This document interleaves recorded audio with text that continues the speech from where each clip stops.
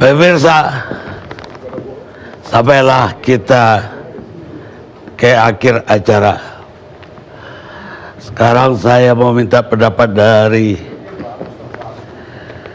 Pak Refli Harun.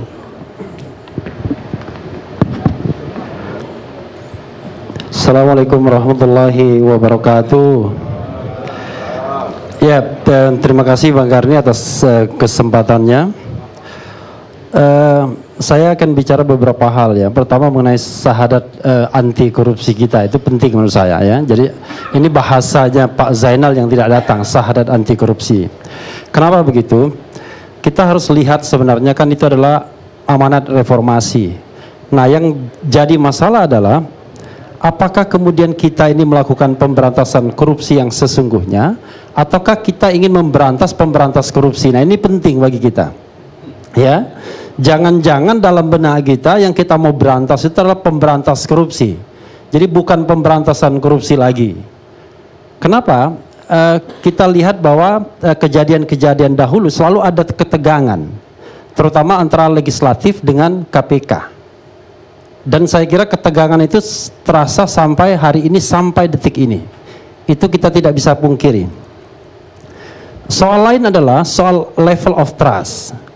Kalau kita bicara mengenai masalah-masalah KPK ya, yang mengemuka sampai malam ini, sampai detik ini, maka kita bicara soal level of trust. Kalau level of trust KPK rendah, maka sesungguhnya sudah habis KPK malam ini. Kenapa? Karena forumnya saja sudah tidak imbang sesungguhnya. Coba bayangkan, KPK 1 Febri Diansah itu berhadapan dengan partai-partai politik yang tone-nya sama semua. Yang agak beda cuma SIS NS saja dari Partai Demokrat. Nah, tapi mengaku seniman tadi ya. Demokrat bukan Demokrat ya, seniman. Ya, dulunya Demokrat sih sebenarnya. Ada Haris. Ada. Ya, tapi tone Haris juga kan agak netral. Ada Pak Refli juga. Ya. Nah, karena itu menurut saya habis KPK. Tapi masalahnya adalah kita akan lihat ya di publik ini, saya masih punya keyakinan bahwa sesungguhnya problem terbesar kita bukan di keberadaan KPK itu sendiri, tapi pada syahadat anti korupsi kita. Jadi sesungguhnya kita sebenarnya tidak benar sungguh-sungguh untuk melakukan pemberantasan korupsi, tetapi sebenarnya hanya menjadikan isu pemberantasan korupsi itu sebagai bagian dari bargaining politik. Nah, itu yang menurut saya yang sampai hari ini kemudian terasa. Berikutnya adalah itu akan kita bandingkan, akan kita lihat dengan rekrutmen KPK. Kalau syahadat anti korupsi kita kuat, maka sesungguhnya yang dicari adalah anggota-anggota KPK yang terkuat. Tapi pada banyak rekrutmen pejabat publik lainnya, yang terjadi adalah bukan begitu Bang Karni. Yang terjadi adalah dicari titik terlemah dari orang-orang yang kemudian dimasukkan ke KPK. Dan sesungguhnya politisasi rekrutmen KPK itu sudah terjadi ketika kemudian pembentukan bahkan panselnya misalnya. Bagaimana bargaining position untuk memasukkan orang menjadi tim sel atau pansel itu sudah terjadi. Karena itu akan menentukan siapa yang kemudian akan direkrut. Maka kemudian prinsipnya bukan meritokrasi, tapi prinsipnya adalah siapa yang barangkali bisa ada bargain position di sana dan kemudian bisa komunikasi secara baik dengan pihak-pihak tertentu. Nah, karena itu saya kira syahadat anti korupsi kita tidak kuat sesungguhnya. Karena barangkali directionnya itu tidak betul-betul seperti amanat reformasi, tapi direction sudah kemana? Antara siapa dan siapa ini? Nah, kita lihat levelnya. Kalau kita bicara mengenai rekrutmen anggota KPK yang terlibatkan dua kekuasaan. Satu kekuasaan eksekutif di tangan presiden, di mana presiden membentuk pansel, dan kita tahu bahwa presiden juga didukung oleh partai-partai politik. Lalu kemudian berikutnya adalah DPR yang juga adalah partai-partai politik. Dan kita tahu ketika misalnya pembentukan pansel atau tim selnya saja itu sudah luar biasa politisasinya. Karena saya punya pengalaman, ini memasukkan nama, itu memasukkan nama dan lain sebagainya, isu berseliweran, akhirnya kemudian diambil 99-nya ke Sri Kandi. Jadi ada persoalan di sana sesungguhnya. Lalu kemudian kita tahu bahwa rekrutmennya kemudian saya termasuk orang yang kemudian mengkritik sesungguhnya ketika kemudian tim selnya ini, lalu kemudian hasilnya ini, lalu kemudian di DPR hasilnya ini. Tetapi Bang Karni, yang saya ingin apresiasi dari KPK adalah selalu ada persoalan-persoalan seperti itu, di mana yang dipilih adalah titik terlemah dari mereka yang direkrut melalui tim sel itu. Tetapi menurut saya KPK lumayan memiliki sistem yang lumayan agak kuat, sehingga siapapun yang masuk di sana karena sistemnya lumayan berjalan untuk pemberantasan anti korupsinya, maka ada prestasi-prestasi yang sesungguhnya masih bisa kita apresiasi. Dan saya kira sistem seperti itu berjalan. Dan ini menurut saya bukan persoalan KPK kalau kita mau melakukan audit misalnya pemberantasan korupsi, justru kita harus sasar bagaimana kepolisian dan bagaimana kejaksaan. Karena kalau kita bicara pemberantasan korupsi itu didasarkan pada KPK saja, tidak akan kuat KPK. KPK itu seperti Dewi yang pakai pedang satu lalu kemudian menebas ke sana kemari dan akhirnya kelelahan. Karena begitu banyak kasus korupsi sementara kemampuan untuk mengungkap kasus itu tidak gampang. Nah, saya heran sebenarnya kenapa kemudian DPR itu tidak mensasar saja kemudian kepolisian dan kejaksaan. Misalnya kalau ada jaksa yang masih OTT misalnya, ada polisi yang terlibat kasus korupsi misalnya, harusnya kan reaksi keras dari DPR untuk kemudian bagaimana melihat governance dua institusi penegak hukum ini. Tapi KPK salah sedikit saja langsung digebukin rame-rame, kan begitu. Padahal pemberantasan korupsi kalau kita tidak mengandalkan 3 pilar ini tidak akan pernah berhasil dari sisi law enforcement-nya. Tapi dari sisi kepemimpinan tetap harus ada presiden yang memimpin. Itu yang saya lihat.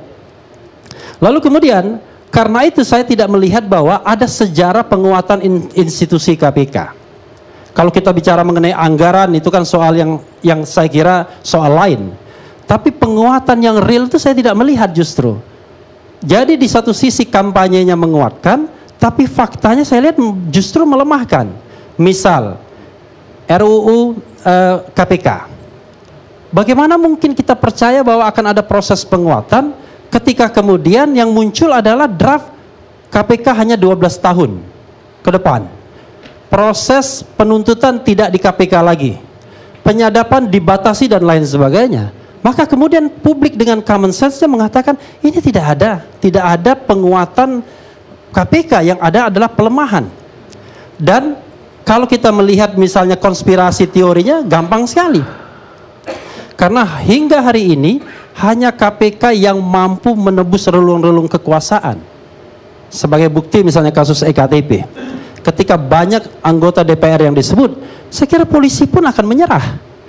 Karena polisi kemudian di bawah eksekutif dan barangkali dia kemudian akan mengalami kesulitan kalau berhadapan dengan tembok-tembok kekuasaan. Maka kemudian KPK lah yang mampu kemudian menembus batas kekuasaan tersebut. Nah, saya kira juga sangat heran kemudian saya tidak melihat ada cacat yang luar biasa dari KPK. Misalnya dikatakan bahwa KPK kalah 2 kali pra-peradilan. Saya kira bukan persoalan yang luar biasa, apalagi satu kasus kita tahu, kasus Budi Gunawan ya. Nah, contoh lagi adalah ketika kemudian angket ini untuk menyasar ke KPK, hingga hari ini saya tidak menemukan alasan yang sangat-sangat substantif kalau kita kaitkan dengan pasal 79 itu untuk melakukan angket. Asosiasi Pengajar Hukum Tata Negara mengatakan bahwa angket itu error dalam hal subjek dan objek, dan saya setuju itu. Dari sisi subjek berbeda dengan Bang Yani tadi, karena biasanya ada istilah father syndrome. Kalau membuat undang-undang kan selalu mengklaim saya tahu betul dan lain sebagainya, ya kan? Padahal kalau kita ada undang-undang, ya, undang-undang itu begitu dia sudah diketok palu, sudah disetujui dan sudah disahkan to open to public interpretation. Dan salah satu metode interpretasi yang paling gampang adalah metode tekstual. Dan di situ kan jelas dikatakan yang bisa diangket itu adalah satu, pelaksanaan undang-undang dan atau kebijakan atau tindakan pemerintah. Tapi itu pun ditambah lagi yang penting, strategis, berdampak. Jadi tidak sembarangan saja. Jadi subjek dan objeknya itu spesifik. dan lembaga eksekutif itu bisa tindakan presiden, pelaksanaan undang-undang oleh presiden, bisa wakil presiden, bisa Kapolri, bisa kejaksaan, bisa kementerian, bisa lembaga-lembaga non-kementerian. Itu saja sesungguhnya. Tetapi kan dipaksakan kemudian untuk mengangket KPK, tapi kemudian saya tidak melihat apa kira-kira pelaksanaan undang-undang oleh KPK yang dianggap bertentangan, apa tindakan KPK yang dianggap melanggar hukum. Karena hak angket itu harus spesifik. Karena yang dilakukan adalah hak angket, bukan mengaudit kinerja KPK. Karena kalau mengaudit kinerja KPK itu bukan kerjaan DPR. Saya kira kalau audit keuangan BPK, audit kinerja internal dan lain sebagainya. Nah, karena itu dalam hal angket dan ketegangan DPR dan KPK ini, saya tidak melihat ada kekuasaan politik yang kemudian membackup KPK. Tidak heran kemudian satu-satunya andalan KPK ini lemah sesungguhnya.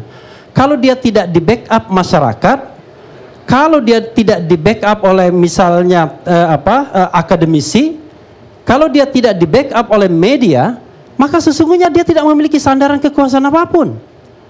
Karena semua partai politik ingin KPK lemah sesungguhnya, walaupun bahasanya mengatakan menguatkan. Tapi kita kan berdasarkan fakta-fakta politik yang ada. Coba tunjukkan kepada saya, ya, ada satu inisiasi yang ingin memperkuat KPK, kan tidak. Yang ada adalah semuanya memperlemah. Lalu kemudian dua hal lagi yang ingin saya singgung adalah bagaimana sebaiknya sikap KPK menghadapi angket ini, ya. Saya melihat ada pilihan-pilihan bagi KPK. Pertama adalah pilihan yang paling ekstrim adalah tidak hadir. Tapi dari tidak hadir ini ada dua varian. Tidak hadir dan cuek saja, dan saya termasuk yang tidak setuju karena itu tidak menghargai sebuah proses hukum. Tetapi tidak hadir dan kemudian membawa masalah ini ke ranah hukum, agar kemudian angket itu dibatalkan. Karena hanya dua saja saya mengatakan cara untuk membatalkan angket. Pertama, balik lagi ke paripurna, lalu kemudian dibatalkan penggunaan hak angket, atau kemudian menggunakan instrumen hukum atau pengadilan. Masalahnya adalah kalau kita kembali kepada instrumen hukum apa yang bisa digunakan? Nah, saya termasuk yang mengatakan seharusnya Mahkamah Konstitusi bisa menyelesaikan ini. Kenapa? Karena dari sisi objektum litisnya, objeknya itu adalah hak angket, itu adalah hak konstitusional. Lalu kemudian lembaga yang menggunakan adalah lembaga DPR. KPK itu sebenarnya masih bisa ditafsirkan sebagai lembaga konstitusional juga. Karena ada dikatakan badan-badan hukum lainnya yang terkait dan kekuasaan kehakiman diatur dengan undang-undang. Maka kemudian pertanyaannya adalah, constitutional question-nya adalah, apakah penggunaan hak angket terhadap KPK ini konstitusional atau tidak? Maka mudah-mudahan MK mau menyelesaikannya. Saya yakin kalau MK-nya ketuanya Pak Mahfud, selesai ini barang, ya kan? Tapi saya tidak tahu MK yang sekarang. Tapi sesungguhnya constitutional breakthrough seperti itu harus ada, Bang Karni. Kenapa? Banyak sekali soal-soal yang tidak bisa diselesaikan. Contoh lain misalnya, legalitas pimpinan DPD. Sampai sekarang belum ada institusi yang mampu menyelesaikannya. Itu saya kira menjadi persoalan. Nah, sikap kedua dari KPK menurut saya adalah tadi hadir. Yang kedua adalah tidak hadir. Tidak hadir sambil menunggu proses hukum itu selesai. Atau tidak hadir tidak menggunakan proses hukum. Saya tidak setuju juga, karena itu tidak menghargai proses hukum. Jadi hadir tetap menggunakan proses hukum, atau tidak hadir menggunakan proses hukum. Kalau saya mau bisa appeal, saya mengatakan tidak hadir tapi gunakan proses hukum untuk men-challenge apakah penggunaan hak angket tersebut benar atau tidak menurut undang-undang dan menurut real konstitusi. Saya mengatakan banyak cacatnya, dari hulunya cacat, kemudian soal subjek dan objeknya juga cacat. Terakhir Bang Karni, ya, kalau kita bicara mengenai persoalan besar pemberantasan korupsi di Republik ini, kita hanya bicara mensasar orang-orang yang sebenarnya satu-satu saja, si A, si B, si C, si D dan lain sebagainya. Padahal korupsi yang terberat dalam era demokratisasi ini adalah korupsi yang mungkin dilakukan oleh kekuatan besar. Salah satunya adalah partai politik. Kita belum pernah punya story untuk mensasar korupsi yang dilakukan oleh partai politik. Di negara lain itu sudah terjadi. Seharusnya menurut saya ke depan harus ada legal breakthrough juga. Kalau korupsi itu melibatkan partai politik, misalnya fundraising, melibatkan elit-elit partai politik yang dimaksudkan untuk memang kemudian fundraising, maka sesungguhnya partai politik tersebut harus bisa dibekukan. Misalnya untuk dalam jangka waktu 5 tahun. Kalau dibubarkan, saya mengatakan itu tidak bisa, karena itu adalah kewenangan Mahkamah Konstitusi yang sudah dirumuskan di undang-undang, bahwa azas, dasar, program, kegiatan partai tersebut bertentangan dengan undang-undang dasar. Tetapi kalau dia kemudian melakukan kegiatan yang koruptif, fundraising, apalagi menjelang pemilu, maka kemudian hukumannya adalah di-banning partai politik tersebut. Nah, kalau itu terjadi dan itu diusulkan oleh DPR, barulah saya mengapresiasi bahwa sahadat anti korupsi DPR adalah benar-benar di jalan yang lurus. Wabillahi taufiq wal hidayah. Assalamualaikum warahmatullahi wabarakatuh. Ada pertanyaan saya satu. Pak Refli itu kayaknya paham banget terjadinya pemilihan DPR. Saya tertarik kata-kata bargaining tadi. Komisioner KPK itu yang ngangkat terakhirnya, milih terakhirnya DPR. Yang mengerankan, kenapa setiap periode yang nggak puas justru DPR-nya. Kalau ada bargaining tadi kan orang-orangnya dia tuh yang duduk di sana. Orang partai A lah, partai B, partai C. Kok mereka lagi yang nggak puas? Ya, nah ini menarik kan? Ini menurut saya anomali yang harus dijawab. Tapi saya bisa menjawabnya. Sederhananya adalah KPK ada sistem dan sistem itu dijaga oleh publik. Paling tidak oleh publik dijaga. Kemudian DPR berusaha memperlemah KPK ini, mohon maaf ya, memperlemah KPK dengan mencari aktor-aktor, orang-orang yang barangkali bisa diajak bernegosiasi. Udahlah, kita rahasia umum semua. Pemilihan pimpinan KPK itu penuh dengan negosiasi di belakang layar. Kemarin ketika pimpinan KPK mau dipilih, saya pun sudah mendengar paket A, paket B, paket C dan lain sebagainya. Dan itu dimasukkan di bargaining oleh DPR dan partai-partai politik yang ada. Tetapi ketika mereka terpilih, katakanlah mereka adalah lini yang paling lemah dari mereka yang dinominasi tersebut, mereka berhadapan dengan tuntutan publik agar KPK punya prestasi dalam melakukan pemberantasan korupsi. Maka mau tidak mau, dia harus kembali ke mandatnya. Apa mandatnya Bang Karni? Mandatnya adalah pemberantasan korupsi terhadap 3 hal. 1 adalah public official, pejabat negara. 2 adalah penegak hukum. Dan 3 adalah orang-orang yang terkait dengan 2 hal tersebut. Maka kemudian siapa yang akan disasar oleh KPK? Ya sudah pasti bukan orang yang umum seperti kita. Sudah pasti orang-orang yang terlibat dalam kekuasaan, orang-orang yang terlibat di lembaga-lembaga publik, lembaga-lembaga negara, dan juga penegak hukum. Sehingga tidak heran, tidak ada yang suka kalau kemudian dilakukan penyelidikan atau penyidikan oleh KPK. Tidak ada yang suka kalau namanya disebut. Tidak ada yang suka kalau partainya diutik-utik oleh KPK. Kita akan barangkali setuju dengan pemberantasan korupsi sampai kemudian akhirnya nama kita pun disebut. Begitu nama kita disebut, maka kemudian pemberantasan korupsi dianggap tidak benar yang dilakukan oleh KPK. Padahal dalam catatan saya, paling tidak sampai saat ini dibandingkan institusi penegak hukum lain jauh masih mending KPK. Saya kira itu tambahan saya. Baik, sekarang Pak Mahfud sebagai kata akhir. Terima kasih Bang Karni untuk pemirsa yang di Indonesia bagian timur dan di Australia. Selamat bersahur. Untuk yang di Saudi Arabia, selamat menunaikan ibadah taraweh dulu. Nggak usah nonton ini, taraweh saja dulu. Baik,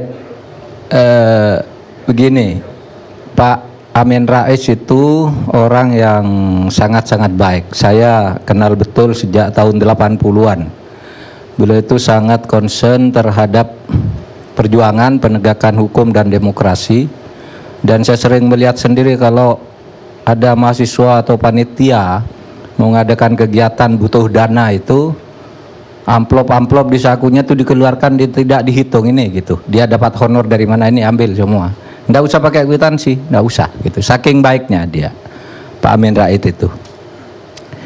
Jadi semangatnya baik. Sampai terakhir saya ketemu menjelang Ramadan kemarin ceramah bersama di Masjid Syuhada, dia mengingatkan Mas Mahfud masih lebih muda dari saya, peluangnya untuk terus berjuang masih lebih panjang. Saya yang lebih tua secara sunnatullah akan lebih dulu tentunya. Saya titip Pak Mahfud tetap punya semangat. Artinya semangat juangnya itu ada, bukan saya, tapi saya melihatnya itu Pak Amin itu semangat juang terus tidak habis. Tetapi kemudian terakhir dia menjadi marah ketika disebut menerima aliran uang. Bagi saya sendiri saya yakinnya Pak Amin itu tidak korupsi dalam kasus ini. Saya yakinnya. Mungkin iya betul dia dapat uang sebagai dana operasional yang diberikan oleh Sutrisno Bakhir, dan itu memang betul Fadilah Supari tidak ada kaitannya dengan Amin Rais, tapi bahwa uang itu ada mengalir karena uang masuk ke suatu tempat, kemudian dari uang ini bercampur dengan berbagai uang masuk ke Amin Rais salah satunya. Dan menurut saya jaksa nyebut tidak salah juga karena dia fakta. Ini loh uang yang ini menumpuk di sini, ngalir ke sini. Dia kan tidak nuduh Amin Rais korupsi. Hanya menyebutkan bahwa ini uang tuh mengalir ke situ. Dan supaya diingat, orang yang disebut seperti itu tuh banyak. Budiono pernah disebut, bahkan dipanggil ke sidang pengadilan. Sri Mulyani pernah disebut, menteri ini pernah disebut. Bahkan saya pernah lihat daftar yang sebenarnya disebut oleh Yulianis, bendaharanya Nazaruddin itu. Saya pernah diundang ke KPK, lihat ini banyak sekali menteri, dirjen dan sebagainya yang sekarang belum muncul ke publik gitu. Tetapi begitu sidangnya nanti diperlukan muncul, kan lebih banyak anggota DPR yang sering disebut di kasus Hambalang, di kasus apa itu gedung olahraga di Riau, di Palembang, banyak sekali. Kok tidak pada ribut gitu. Sehingga menurut saya tidak apa-apa sebenarnya. Bahkan saya pernah disebut juga sebagai ketua MK. Waktu Pak Akil itu diadili, katanya ditemukan uang di balik tembok-tembok itu sebesar 2,7 miliar dalam bentuk dolar Singapura. Kan Akil bilang, Pak Akil itu yang bikin ruangannya itu Pak Mahfud katanya. Aduh, saya bilang, saya mau mengelak gimana? Tapi saya datangi KPK, saya tolong dong diperiksa, diklarifikasi ke publik. Saya datang tuh, diperiksa, gitu. Tetapi senyum-senyum aja yang meriksa karena tahu itu bukan saya. Pada akhirnya apa? Pada akhirnya di pengadilan dimunculkanlah Daryono, sopirnya Pak Akil itu, yang kemudian menerangkan, Pak, uang yang di balik tembok itu saya yang menyimpan atas perintah Pak Akil ketika ditangkap malam itu, ditelepon. Tolong uang yang di dekat kolam renang itu pindah, yang di tempat kolam ikan itu dipindah ke tembok-tembok di balik itu, gitu. Ya clear, masalahnya tidak ada apa-apa tuh dengan saya sampai sekarang. Dan saya tidak pernah marah tuh disebut KPK. Saya sering datang ke KPK minta diperiksa kalau ada isu gitu rame gitu, ketua MK kena, saya datang, tolong dong diperiksa gitu. Dan masih ada surat-suratnya, saya minta diperiksa, enggak apa-apa. Jadi terima aja itu sebagai satu kewajaran menurut saya. Nah, ya, tetapi kemudian kaitannya ini kan Amin Rais ini menjadi sangat ribut karena dia tokoh besar dan memang menurut saya keyakinan saya ini orang sangat bersih. Kemudian ada ribut-ribut dengan hak angket ini. Yang tadinya tidak dukung hak angket lalu ikut dukung sekarang karena merasa kok orang sebesar Amin Rais dikerjain juga oleh KPK gitu, kira-kira begitu. Maka muncullah kasus ini. Tetapi sebenarnya terus terang kalau bagi saya pembentukan panitia angket ini atau pansus angket ini terasa sangat dipaksakan. Kata Pak Refli tadi, angket itu satu harus spesifik, tidak melebar ini tadi banyak sekali yang mau diperiksa, yang dulu mau dibongkar lagi yang sudah di kuburan itu. Angket itu kan spesifik, ada kasus ini selidiki, gitu, itu satu. Kemudian cenderung melanggar undang-undang kan, yang bisa diangket itu menurut pasal 79 dari Pak Refli sudah menjelaskan. Itu kan pemerintah, dan di penjelasannya disebutkan pemerintah itu sudah dibatasi. Presiden, wakil presiden, para menteri, jaksa agung, kapolri, dan lembaga non departemen non kementerian. Kan itu kenapa nyasar ke KPK? Kalau pikirannya setiap lembaga yang dibentuk oleh undang-undang itu bisa diangket, maka pikiran kita BPK pun bisa diangket, MA pun bisa diangket, KY diangket, bahkan Parpol bisa diangket,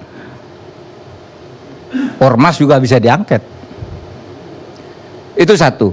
Jadi dari sudut sejarahnya, angket itu dulu kan memang untuk pemerintah. Sejarahnya itu kan dulu di sistem parlementer semula, tapi masuk ke sistem presidensial kita karena warisan tahun 50-an itu. Tetapi tetap sejarah itu melekat kepada ini pemerintah, tidak sembarang semua diangket gitu. Yang kedua, bunyi. Jadi dari sudut saja pertama, yang kedua, bunyi formulasi yuridisnya juga kan sudah jelas tadi di pasal 793. Kemudian kalau angket betul jadi, apa sih follow up-nya? Terus mau apa DPR? Beda kalau angket pemerintah, kalau tadi ketemu hak menyatakan pendapat presiden bisa dimakzulkan. Kalau ini apa coba? Saya ingin tanya, sejak dulu terus apa yang mau dilakukan DPR kalau menemukan sesuatu dari angket ini? Kalau urusan yuridis penegakan hukum kan sudah biasa, orang KPK juga bisa ditangkap. Bukan tidak ada orang KPK yang masuk penjara, itu ada kan, meskipun bukan komisionernya. Siapa tadi yang bilang tidak ada? Ada. Dan siapa yang ngawasi KPK? Yang ngawasi ya kepolisian juga, kejaksaan juga, pengadilan juga. Seperti hakim juga kan diawasi oleh pengadilan juga. Ada hakim MK juga masuk penjara, ada hakim agung masuk penjara. Jadi saya kira tidak bisa menanyakan lalu siapa sih yang mengawasi KPK itu? Ya itu polisi, jaksa dan sebagainya itu kan sudah ngawasi juga. Itu satu. Kemudian saudara, jadi subjeknya menurut istilah Pak Refli keliru. Yang kedua, objeknya juga tidak jelas. Gini, objek dari sebuah angket itu pertama harus sangat penting, sangat penting. Yang kedua strategis, yang ketiga berdampak luas. Sekarang kasus Nirian itu apa sih? Sangat pentingnya. Apa dampak luasnya? Memang begitu-begitu aja, sama dengan perkara-perkara yang lain, malah tidak lebih penting dari perkara yang lain. Gitu. Apa? Lalu tidak ada lingkup sangat penting itu apa? Lalu tafsir-tafsir sendiri, setiap orang bisa membuat tafsir nantinya. Gitu. Nah, tapi nanti ini tentu akan berjalan melalui proses-proses politik yang kita belum tahu jelas. Kemudian kalau tadi objeknya keliru, subjeknya keliru, lalu prosesnya juga. Misalnya begini, ini kan tidak jelas waktu paripurna itu pendukungnya itu berapa. Setuju, gedok gitu. Ntar dulu kalau masih ada yang tidak setuju kan mestinya di voting. Kalau alasannya kan sudah berembuk tadi, itu tidak bisa juga. Kalau begitu namanya sidang sewenang-wenang. Gitu. Itu prosesnya tidak jelas juga. Kemudian ini lagi yang sekarang jadi masalah. Menurut pasal 201 ayat 2, panitia angket itu baru jalan kalau ada dari semua fraksi terwakili, harus unsurnya dari semua fraksi. Tapi ini bunyinya lah, ini bunyi undang-undang pasal 201 ayat 2. Tapi tadi ditafsirkan, ya enggak juga kalau sudah disahkan oleh pleno berarti fraksi harus ngirim dong. Saya kira tidak juga. Karena tadi apalagi plenonya tadi tidak masih menjadi persoalan di kalangan DPR sendiri, bukan saya ya. Di kalangan DPR sendiri kan ribut pada waktu itu. Saya ini tidak setuju kok tiba-tiba diketok. Saya masih interupsi diketok. Menurut saya itu prosesnya tidak mulus. Sehingga nanti seumpama pun itu jadi, kira-kira nih hasilnya basa-basi aja. Udahlah kompromi gini-gini. Nanti kan formalitasnya ada. Kira-kira akan begitulah. Kira-kira menurut saya. Nah, Jadi kalau memang harus semua fraksi ada, lalu saya mendengar tadi dari PAN itu di televisi, bukan Pak Derajat. Loh, kalau itu pasal dituruti katanya, semua fraksi harus ada, pasal itu dituruti, nanti tidak akan pernah ada angket. Karena pasti ada yang tidak setuju gitu. Masa begitu pikirannya? Kalau memang masalahnya sangat penting kan mestinya setuju semua. Di dalam praktek juga banyak, menjatuhkan presiden juga bisa setuju semua kok. Kalau pikiran seperti itu diterima, maka ketentuan hak impeachment yang harus dihadiri oleh 2/3 anggota juga bisa tidak pernah jadi dalam sejarah. Karena apa? Kalau presiden punya pendukung lebih dari sepertiga saja, tidak usah separuh, suruh jangan hadir sidang, tidak akan datang, tidak akan jadi, gitu. Itu artinya apa? Artinya memang angket ataupun impeachment itu memang ya dipersulit gitu, tidak dibuat sembarangan karena itu senjata yang penting.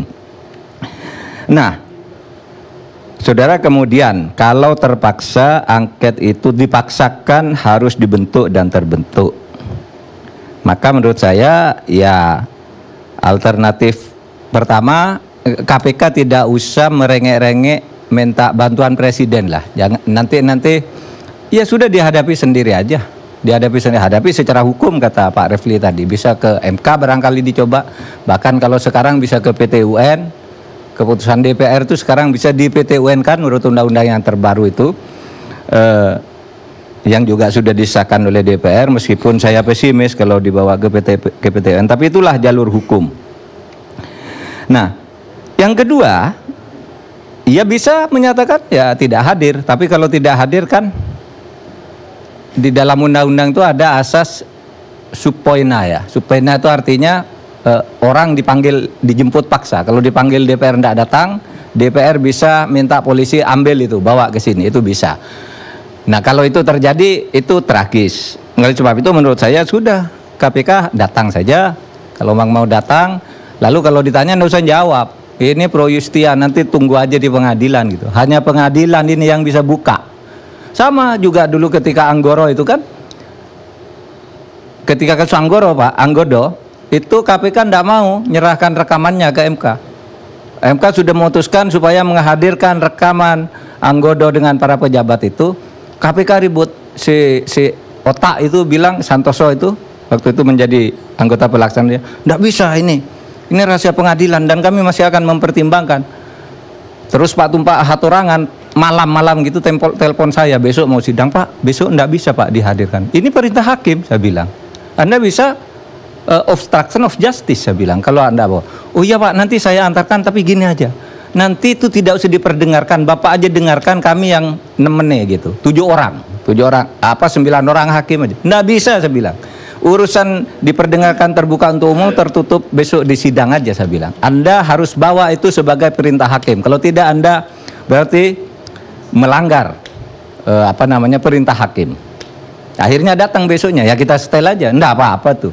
Tetapi kalau bukan hakim tidak boleh pro justisia begitu, lalu sembarang diminta. Saya anjurkan KPK sembunyikan ini, setel aja nanti di pengadilan. Iya, sembunyikan, meskipun DPR bagaimanapun biarin aja. Kamu mau ngomong apa silakan gitu ya, aja. Terus sidangnya juga sebentar lagi. Iya toh. Saya kira itu. Nah, meskipun saya ya mengkritik juga KPK ya. Kritik-kritik tadi yang disebutkan itu bagaimana kasus sumber waras, reklamasi dan sebagainya itu penuh misteri. Saya pernah Pak hadir di KPK itu, dalam satu KPK mendengar banyak orang begini, saya tanyakan. Dijawab, loh itu memang buktinya tidak cukup, sambungannya tidak cukup gitu. Oke, mungkin karena itu banyak orang. Lalu saya beberapa waktu lalu ketemu, saya hanya bertiga sama Imam Prasojo, Pak Busro, sama pimpinan KPK.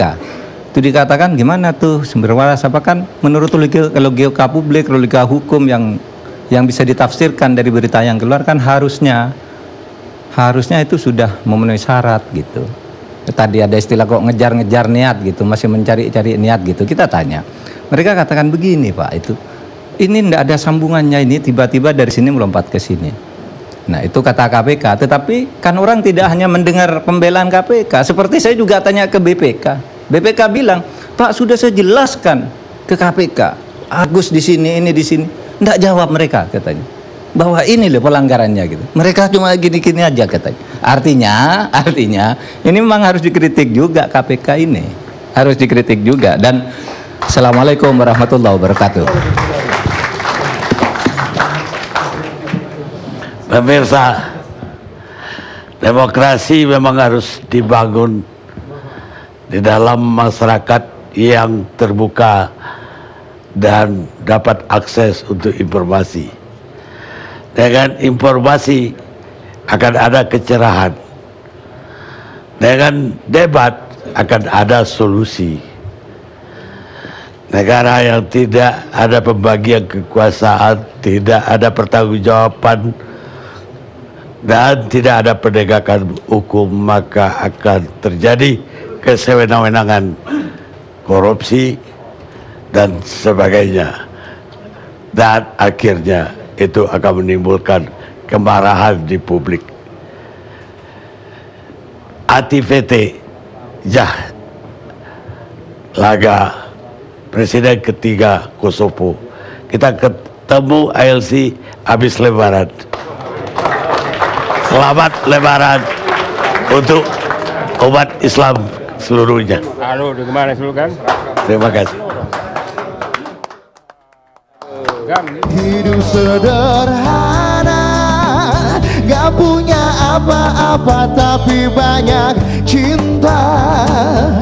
Hidup bermewah-mewahan, punya segalanya tapi sengsara. Seperti apa? Seperti para koruptor, seperti para koruptor.